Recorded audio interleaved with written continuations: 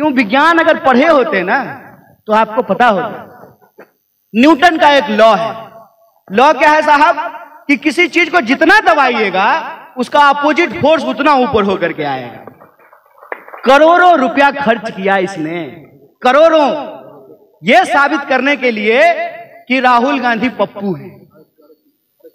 आप सोचिएगा, करोड़ों रुपया खर्च किया। अव्वल तो मेरा यह सवाल होता है कि अगर राहुल गांधी पप्पू हैं तो तुम उतना सीरियसली क्यों ले रहे हो? इधर आकर के तुम्हारा एक मंत्री डांस करने लगता है, उधर आकर के तुम्हारा दूसरा मंत्री छाती पीटने लगता है, एक साथ तुम्हारा 10-10 मंत्री जो है प्रेस कॉन्फ्रेंस करता है। अगर वो आदमी सीरियस ही नहीं है तो उसको तुम क्यों सीरियसली ले रहे हो? सोचिएगा जरा इस बात पे। इसका मतलब वो आदमी सीरियस है, इसका मतलब उस आदमी में दम है, इसका मतलब इनको मालूम है कि उस आदमी को ईडी सीबीआई इससे डरा नहीं सकते हैं। इनको मालूम है कि जिनके घर में 2 लोगों ने अपनी जान गंवा दी हो देश के लिए, उनके बच्चों को झुकाना आसान नहीं होता है। उनको मालूम है कि उस फैमिली का कंट्रीब्यूशन क्या है इस देश के लिए।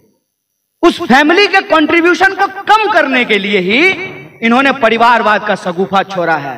तो मैं तो कहता हूं, खत्म हो परिवारवाद। बताए जय शाह का बाप कि उसका बेटा बीसीसीआई सेक्रेटरी से इस्तीफा कब देगा। बताएं जितने भी बीजेपी में भाजपा के नेता हैं उनके बच्चे कब जो है राजनीति से इस्तीफा देंगे। बताएं भाजपा के नेता कि कब वो हमारे साथ आकर के गलियों पे धर्म बचाने के लिए चलेंगे।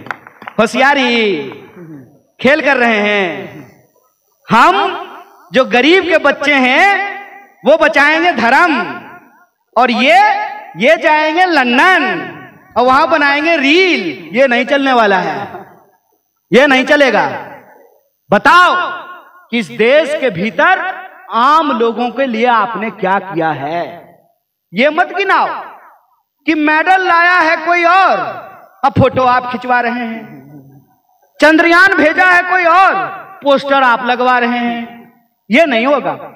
और अगर आप इसका क्रेडिट ले रहे हैं, अगर वैक्सीन के सर्टिफिकेट पे प्रधानमंत्री का फोटो है, तो कोरोना के दौरान जिन लोगों की जान गई उनके डेथ सर्टिफिकेट पे भी मोदी का फोटो लगा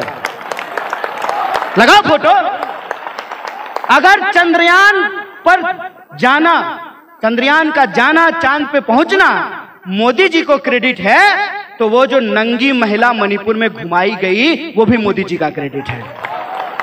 अगर इस देश में हमारी खिलाड़ी मेडल जीत करके लाते हैं, वर्ल्ड कप जीत करके लाते हैं, ये मोदी जी का क्रेडिट है। तो इस देश में जब लोग भात भात कहते हुए अपनी जान गंवा देते हैं, ये भी मोदी जी का क्रेडिट है।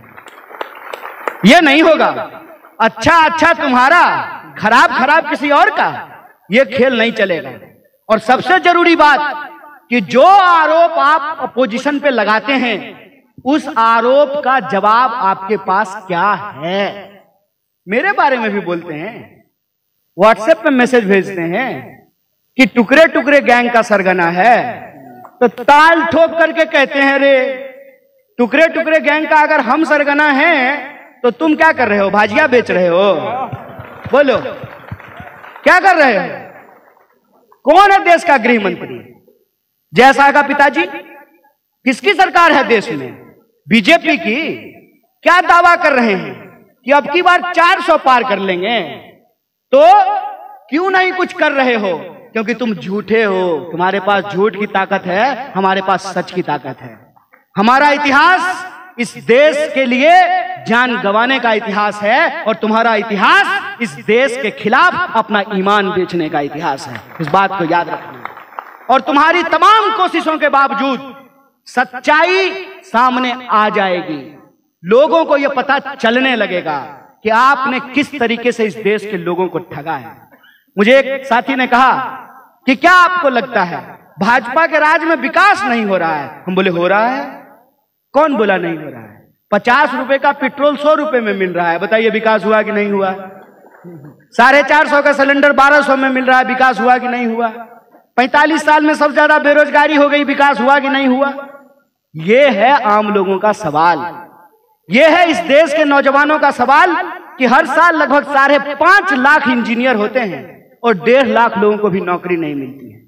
हकीकत यह है कि एक टीचर की बहाली होती है ना, रेलवे स्टेशन पे, मंदिरों में, गुरुद्वारों में, चर्चों में, मस्जिदों में, धर्मशालाओं में रहने की जगह नहीं मिलती है। यह हकीकत है कि एक तो बहाली आती नहीं है, अगर बहाली आएगी तो पेपर लीक हो जाएगा। यह हकीकत है कि पेपर लीक होने के बाद भी जिन लोगों को नौकरी मिलेगी उनको नियुक्ति पत्र नहीं मिलेगा, और जिनको नियुक्ति पत्र मिल जाएगा, मैं खोज रहा हूं कोई पुलिस वाला है कि नहीं है, जिसको नियुक्ति पत्र मिल जाएगा तो उसको यह सोचना चाहिए ना कि इस देश के सांसद को पेंशन मिलेगा। अक्सर अगर मैं गलत नहीं हूं तो पेंशन है ना सांसदों को, ठीक बात है। अगर सांसद को पेंशन मिलेगा तो कांस्टेबल को पेंशन क्यों नहीं मिलेगा? बताइए बताइए। इस देश के अंदर आप कैसी व्यवस्था बना रहे हैं? आप इस देश के अंदर ऐसी व्यवस्था बना रहे हैं कि 99% लोगों के हक और अधिकार छीन करके, 99% लोगों का रिसोर्स छीन करके 1% के खाते में आप पहुंचा देना चाहते हैं। यह लोकतंत्र नहीं है, यह तानाशाही है, इस बात को याद रखिएगा।